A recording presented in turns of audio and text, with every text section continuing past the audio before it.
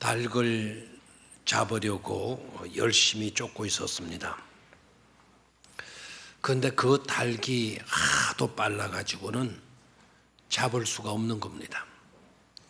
그래서 지나가는 사람들도 그 광경을 지켜보고 함께 도와서 그 닭을 잡아 보려고 했지만 실패였습니다. 그때 지나가던 어떤 핸섬한 신사 한 분이 그 광경을 지켜보다가 그렇게 빠른 닭이 좋아 보였던지 주인에게 저 닭을 자기에게 팔아라고. 그러니까 주인이 아무런 대답이 없는 겁니다. 그래서 돈이 적어가지고 안 팔려고 하는 모양이다. 그래서 5만 원을 주겠다고 이렇게 제안을 했습니다. 그런데도 반응이 없습니다. 아무래도 5만 원 가지고는 안 되는 모양이다. 배를 올려가지고 10만 원을 주겠다고. 그래도 이 닭 주인이 전혀 끔찍도 하지 않으니까 아무래도 저 닭은 아주 특별한 닭임에 틀림이 없다고 판단을 하고는 1,000만 원을 주겠다고. 1,000만 원을 주겠다. 그러면 즉각 반응이 나와야 되는데도 이 닭 주인은 전혀 반응이 없는 겁니다. 그러니까 신사 양반이 화가 난 거죠. 화를 푸르륵 내면서 하는 말이, 내가 1억이라도 줄 모양이니까 제발 팔 건지 안 팔 건지 대답 좀 하라고 그렇게 따졌고 했습니다. 그렇게 되자 닭 주인이 아주 못마땅한 표정을 지으면서 이렇게 말을 합니다. 참 답답한 양반이로구만. 아니, 닭을 잡아야 팔든지 사든지 할 것 아니냐고. 닭을 잡지 못해 이렇게 있는 것을 보고도 어떻게 팔라고 닭다를 부리느냐고 그렇게 했다는 이야기예요. 그래서 한 부는 조금 낫기는 한데 일부보다는 아니네요. 일부는 이 이야기를 하니까 배를 잡고 아마 막 웃던 성도님이 계셨는데 2부는 썰렁하더라고요. 3부는 그래도 조금 나은데. 그렇습니다. 시간이라고 하는 것은 속도에 따라서 달라지죠. 속도에 따라서. 스피드는 곧 돈과 직결이 되잖아요. 속도는 곧 돈과 직결이 돼. 여러분 비싸게 돈을 주고 KTX를 타는 이유가 어디 있습니까? 편하고 빨라서. 또 비행기를 타는 이유도 어디 있습니까? 더 빠른 비행기를 타면 그만큼 요금을 더 지불을 해야 되죠. 비행기를 타더라도 적은 요금으로 목적지에 가려고 하게 되면 시간이 오래 걸리면 돼요. 경유해서 가는 비행기 타면 반값으로도 목적지에 갈 수가 있죠. 지난번에 우리 캄보디아 선교팀들 왔을 때 우리 선교사님에게 아주 최고급의 최신형 컴퓨터를 사주지 않았습니까?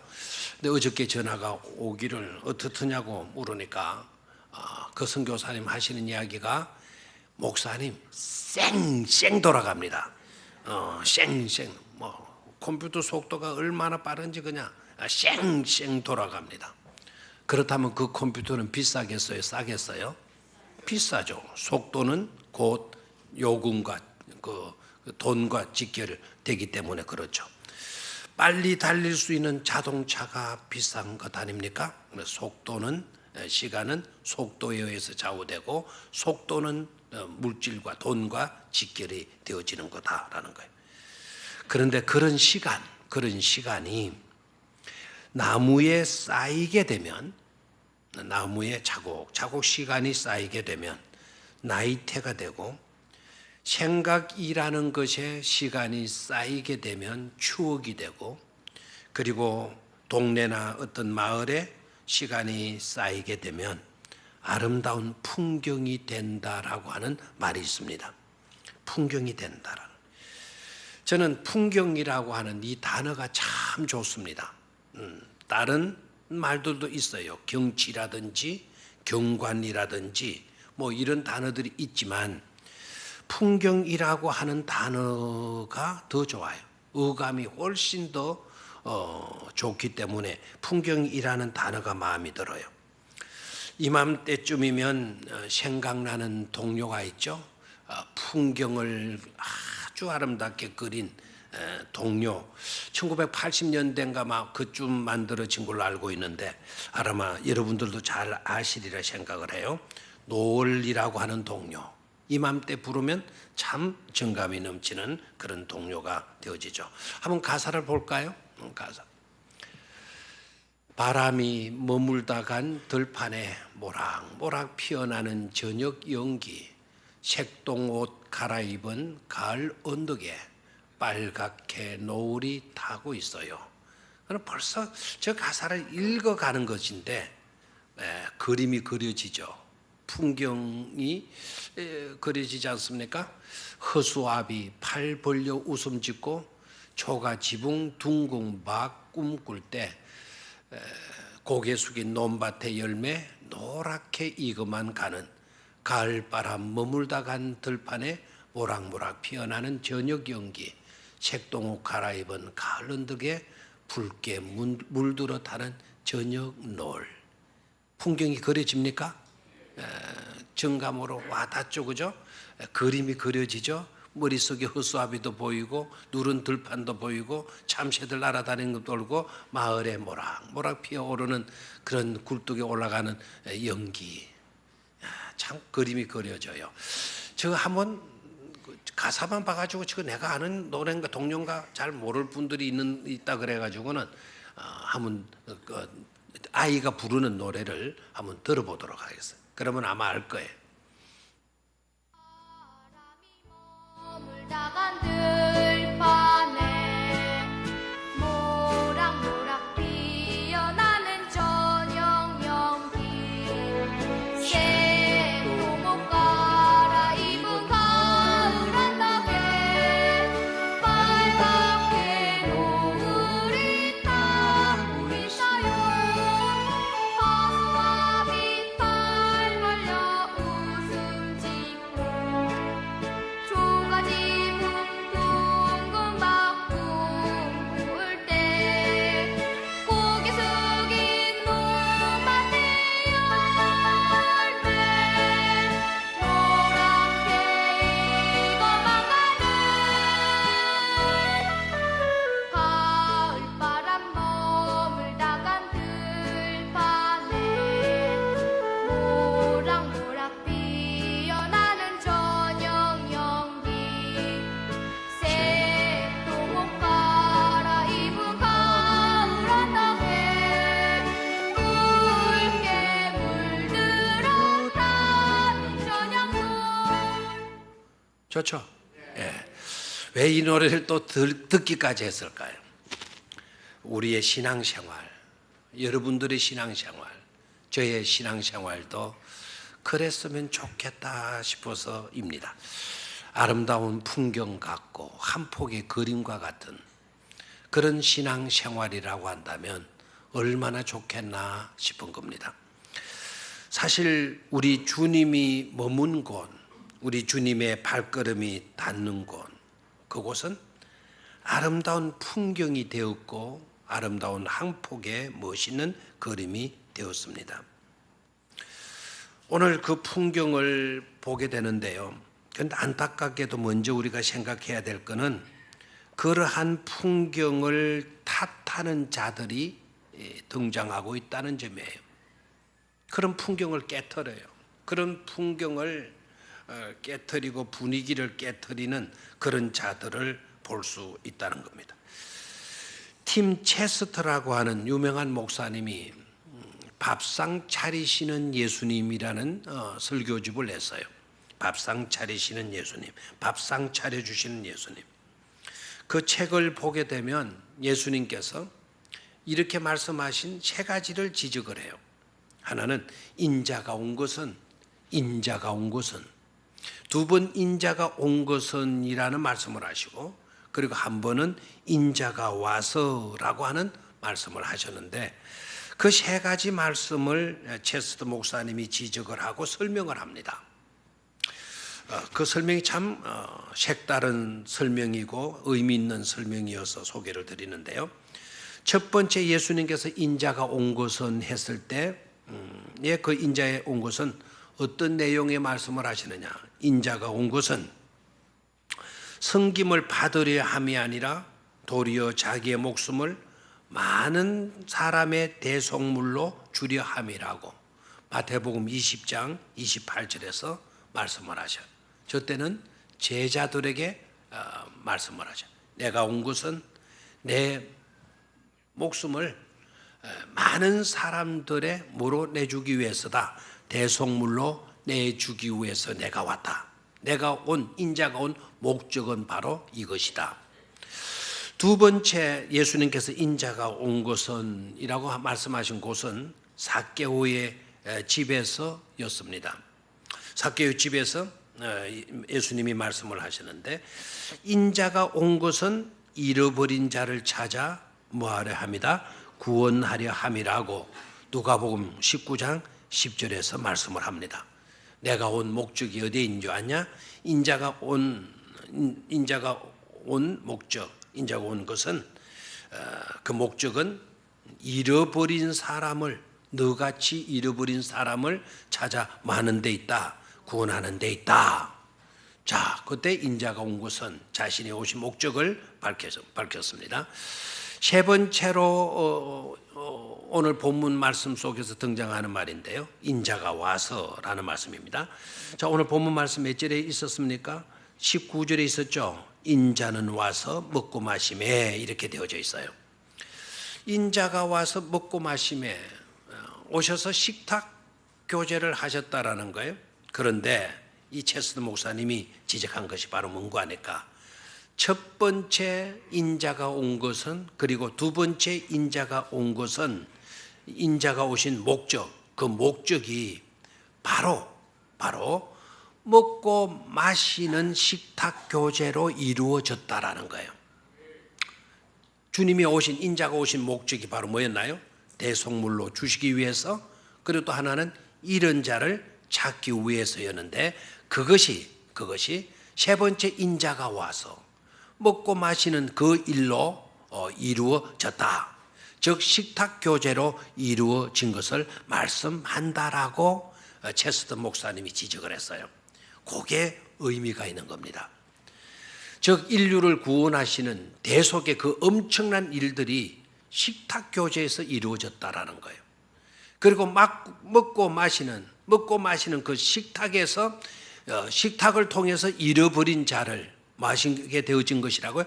찾게 되어지는 것이라는 겁니다. 그만큼 그 식탁 교제는 중요한 교제가 아닐 수가 없는 것이죠.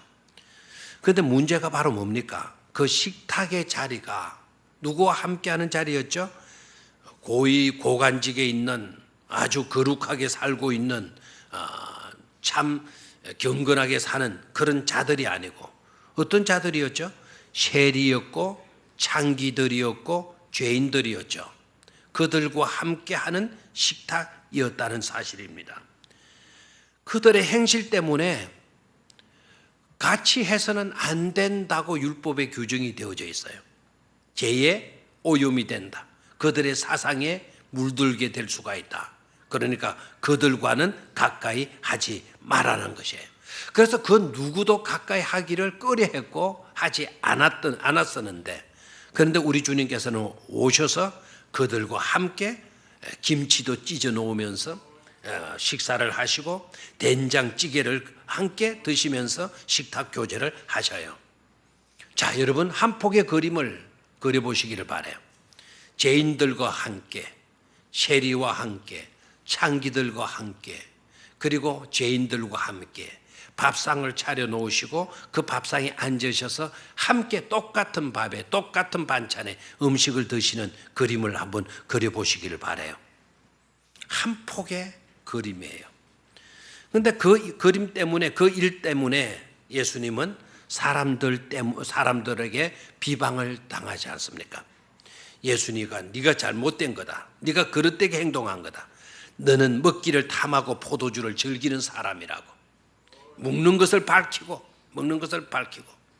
그리고 마시기를 즐기는 술 주중꾼이다 너는.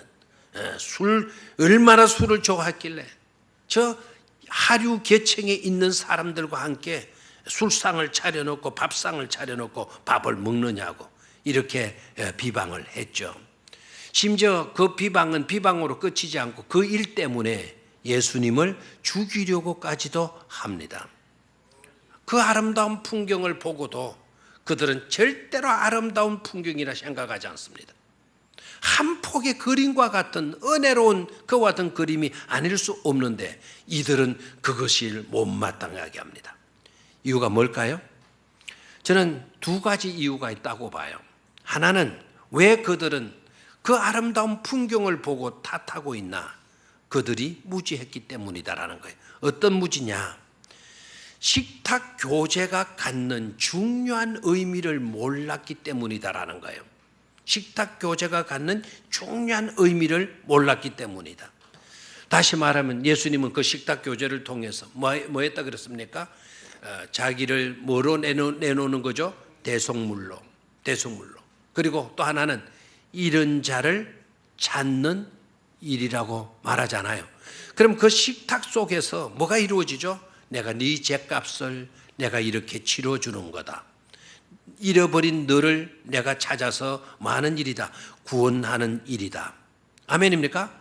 그래서 그들이 비록 그릇되었다 할지라도 잘못된 삶을 지금까지 살아왔다 할지라도 그들을 용서하시고 그들을 치유하시고 그들의 눌린 것에서 억압된 것에서 해방시켜주는 너무나도 고귀한 자리인데, 그렇죠? 잃어버려서 방황할 수밖에 없는 그 불쌍한 영혼을 건져서 구원하는 그런 너무나도 은혜로운 그와 같은 시간인데, 이 사람들은 그걸 모르고 예수님을 먹는 것을 밝히는 사람, 마시기를 좋아하는 주중뱅이라고 이렇게 비방하고 있잖아요.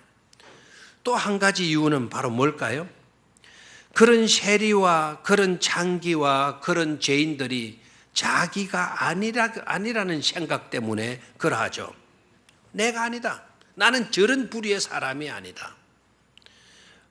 저놈들은 아주 형편없는 인간들이다. 있어서는 안 될 배신자들이다. 동족의 피를 빨아서 먹는 그런 기생충과 같은 놈들이다. 어떻게 로마 사람들에게 아부하면서 동족의 세금을 거두어서 자기 배를 채우느냐. 못쓸 인간들이라고. 어떻게 할 짓이 없어가지고 몸을 팔아서 돈을 살려고 하느냐. 형편없는 인간들이라고. 여러분, 이와 같이 살고 있는 사람들을 여러분들은 보면 여러분들 그들과 함께 식사를 할 수 있겠습니까?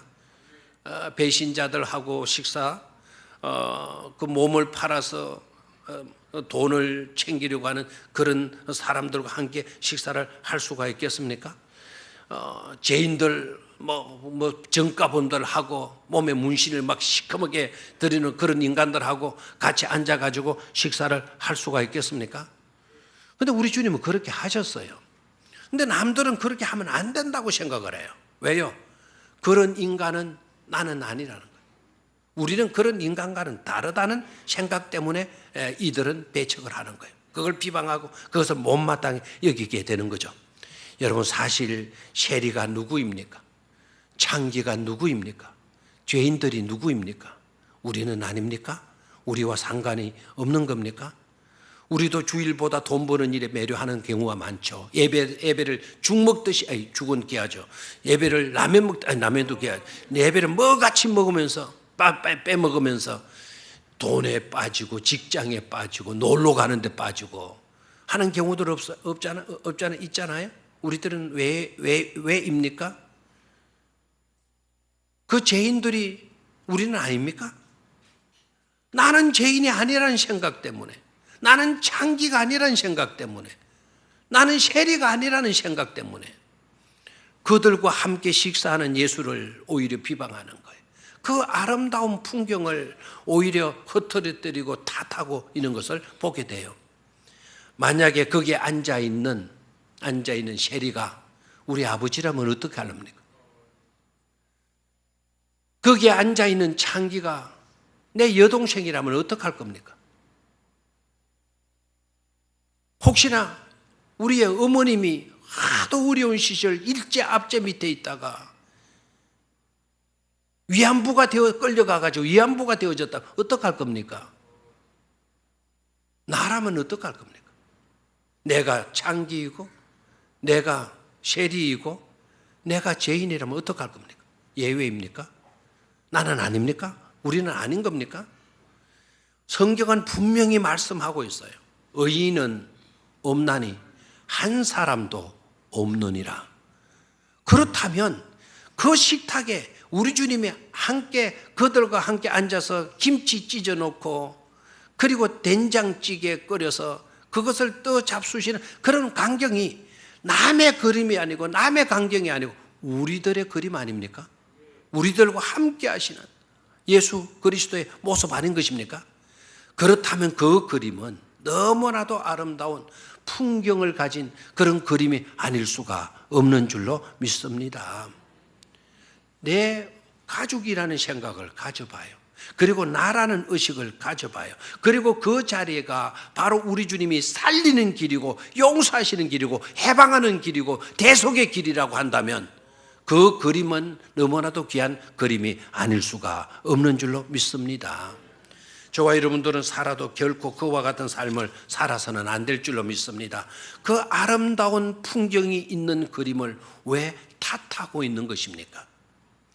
두 번째로 우리는 그 그림 속에서 틈을 좁히기에 집착하시는 우리 주님의 모습을 볼 수 있어야 합니다. 한번 따라 하십시오. 틈을 좁히기에 집착하시는 예수님.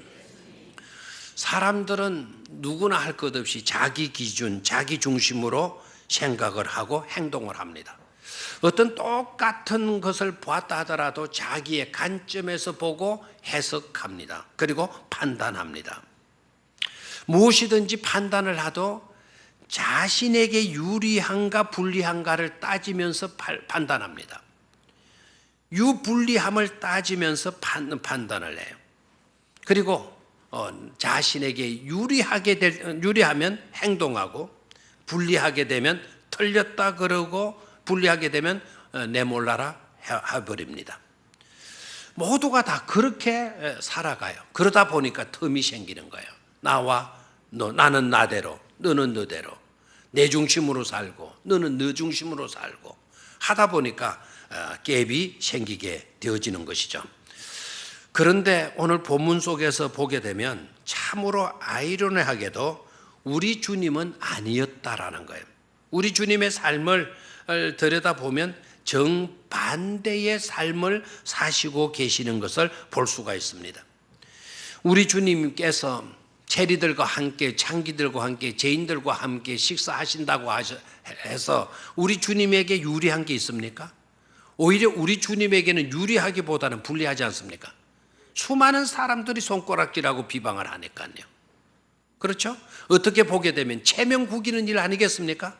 하나님의 아들로 거룩하신 분으로 이 땅에 오신 분이 그런 하류 계층의 사람들과 앉아가지고 김치나 찢으면서 숟가락에 얹어 잡수시고 그것도 손으로 찢어가지고 숟가락에 얹어 잡수시고 그 냄새 펄펄 나는 청국장 떠 잡수시고 체면 구기는 일들 아니겠습니까? 그런 분이라고 한다면 저 롯데 호텔 그것도 1층 뷔페 식당이 아니고 20층인가 30층인가 라운지에 올라가 가지고 한 끼의 식사에 30만 원 하는 짜리를 드셔도 부족한 것 아니겠습니까? 근데 우리 주님이 체면 구겨가면서 왜 그런 자리에 함께 하시느냐는 것이죠. 참 아이러니하죠? 그렇게 하셔가지고 하나도 유익될 것도 없는데 우리 주님은 그렇게 하셔요. 죄인들과 함께, 창기들과 함께, 세리들과 함께 해주셔요. 왜 그렇게 하셨죠?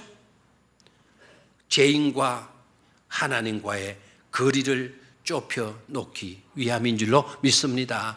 간격과 틈을 좁히시기 위함인 줄로 믿습니다.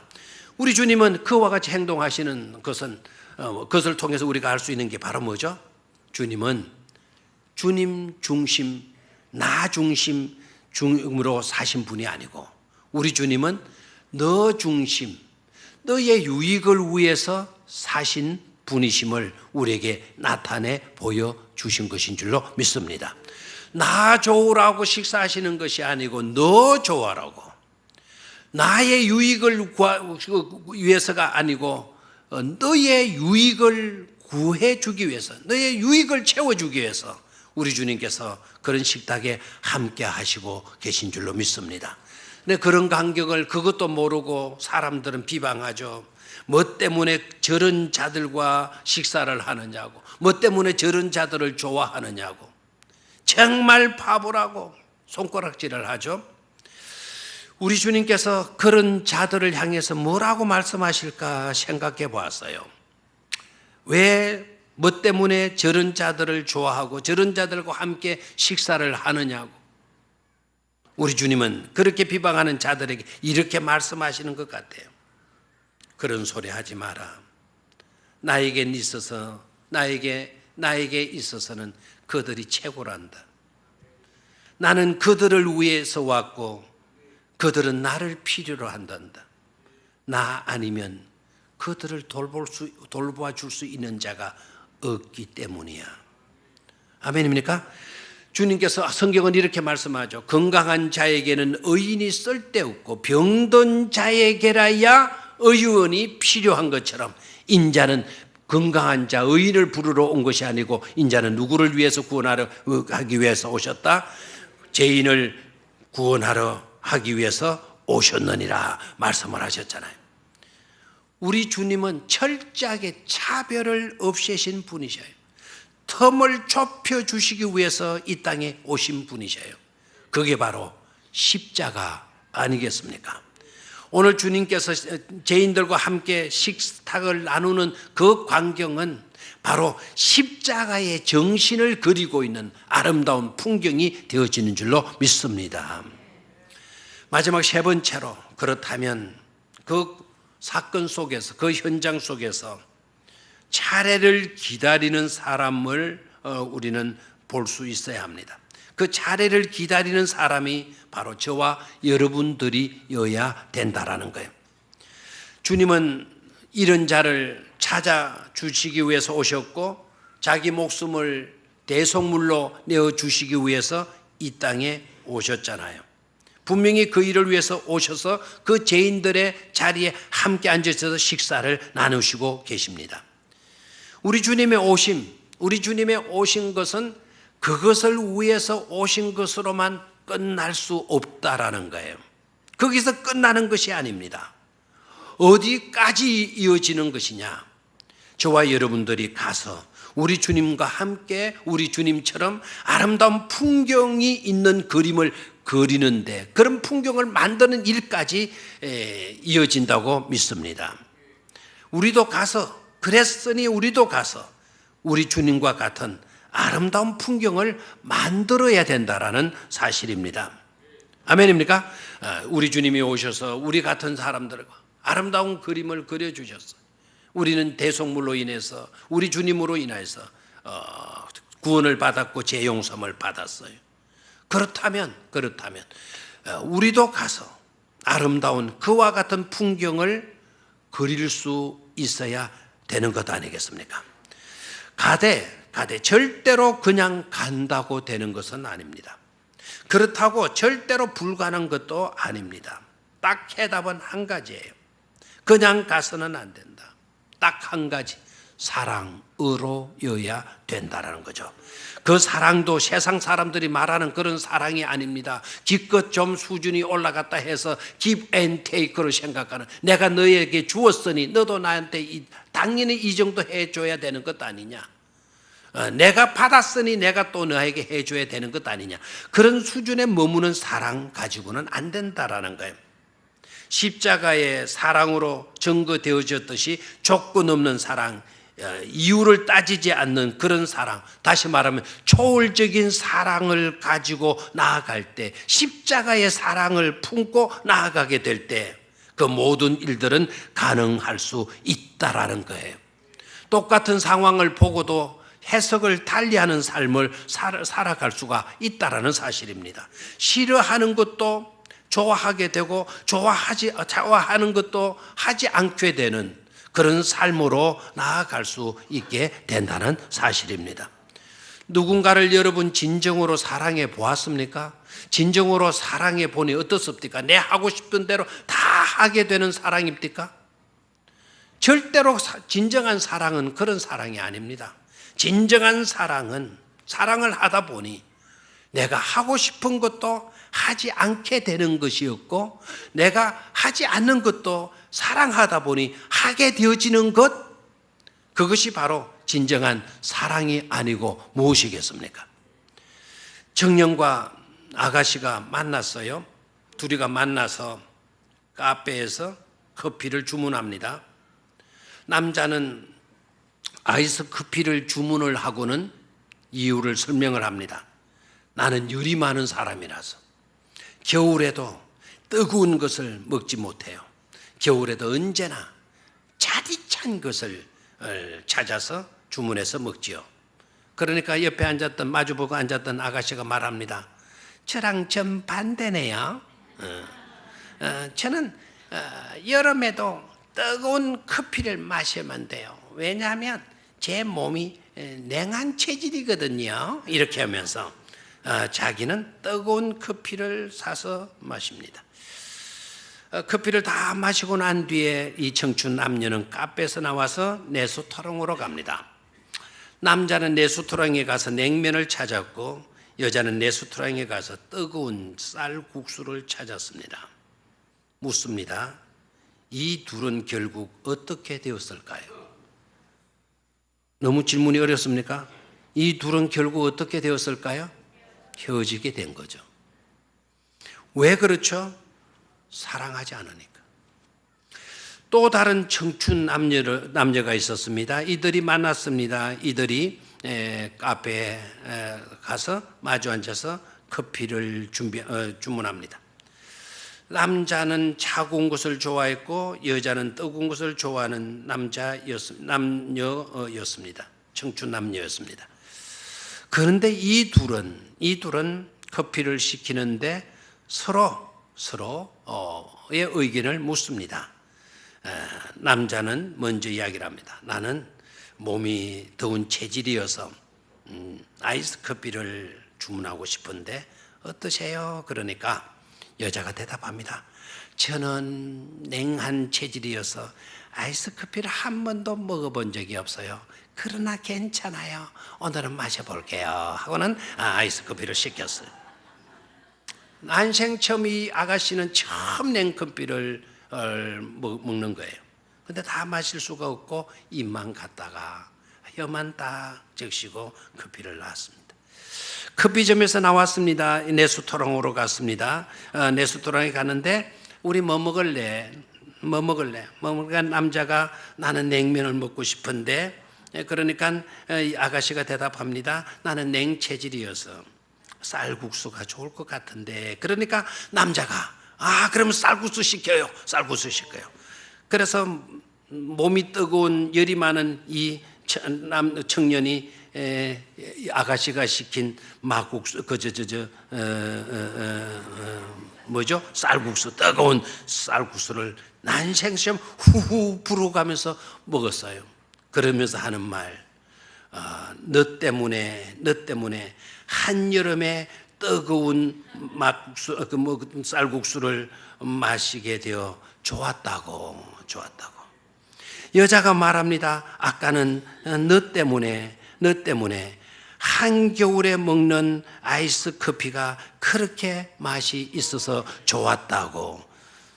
둘이는 어떻게 됐을까요? 결과는 여러분 뻔하겠죠. 둘은 서로 결혼을 했답니다. 이유가 뭘까요?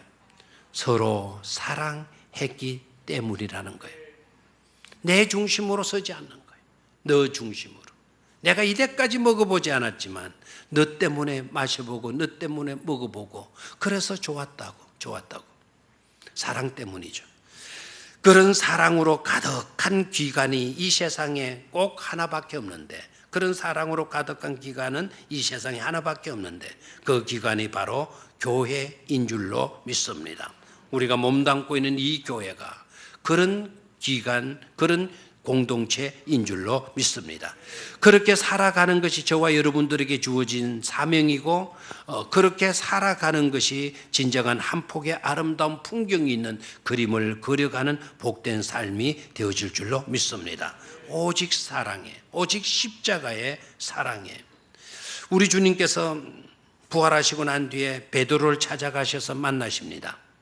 베드로에게 질문합니다. 물을 것도 얼마나 많겠습니까? 야단하실 것도 얼마나 많이 있었겠습니까? 그러나 그 어떤 말씀으로도 말씀하지 않았고 그 어떤 질문도 하지 않았고 그 어떤 말로도 야단하지 않았습니다. 베드로를 찾아가셔서 베드로에게 딱 한 가지 질문합니다. 묻습니다. Do you love me? 딱 한 말씀에 너 나 사랑하느냐? 따질 말이 왜 없었겠어요? 야단칠 일이 왜 없었겠어요? 나 실망했다느니 나 상처받았다. 네가 그럴 줄 몰랐다고 얼마든지 말씀하실 말씀이 있었을 것인데도 불구하고 그 모든 말씀들 하지 않으시고 Do you love me? 나 사랑하느냐? 우리 주님은 아셨던 거예요. 나를 사랑하는 진정한 사랑, 십자가의 그 사랑이 네게 있다고 한다면 더 이상 물을 것이 없다라는 것. 모든 것이 그 사랑만 있다면 된다라는 사실을 아셨기 때문인 줄로 믿습니다. 고린도전서 13장 사랑장 여러분 말씀 잘 아시죠? 서불전 목사님이 그것을 강의하면서 참 은혜롭게 하셨다고요. 똑같은 성경의 내용인데 사랑이 없으면 울리는 꽹가리가 된다. 천사의 말을 할지라도 울리는 꽹가리가 된다. 아멘입니까? 사랑은 모든 것을 참고 사랑은 모든 것을 할 수 있다. 그러나 사랑이 없으면 아무것도 아니다. No matter what I say, 내가 말하는 것도 아무것도 아니고 No matter what I believe, 내가 믿는 것도 아무것도 아니고 No matter what I do, 내가 행하는 모든 것도 아무것도 아니다. Without love, 사랑이 없다면 사랑이 없다. What I say, 무슨 말을 하더라도 What I believe, 내가 뭐를 믿는다 하더라도 What I do, 어떤 일을 한다 하더라도 No matter, 아무것도 아니다. 아무것도 아니다. I am bankrupt, 나는 파산자다라는 거예요. 사랑이 없으면 나는 부도난 인생이 지나지 않는다라는 겁니다. 여러분 그 사랑이 있다고 한다면 비록 우리의 모습이 초라하고 형편없고 가진 것이 부족하다 하더라도 파산자가 아닌 풍요로운 복된 자가 되어지는 줄로 믿습니다. 그런 풍경이 있는 아름다운 풍경이 있는 그런 삶을 만들어가고 그려갈 수 있기를 주의 이름으로 축원합니다. 하나님 아버지, 가장